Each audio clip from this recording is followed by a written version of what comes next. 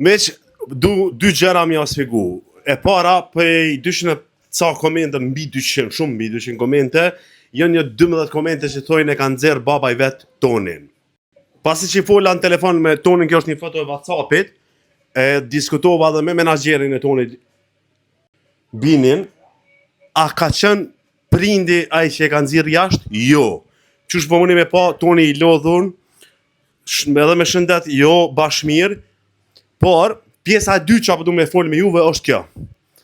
Momenti që na jep të drejtën e spekulimit edhe sikur mos të kishim fakte e që shumë shpejt do t'i prezantojmë faktet e manipulimit.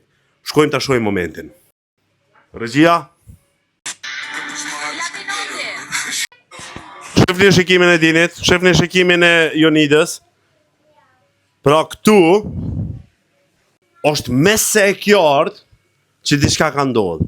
A është prit fundi i prajmit për shumë vonë, për mos mu vrejt shumë dallaverja.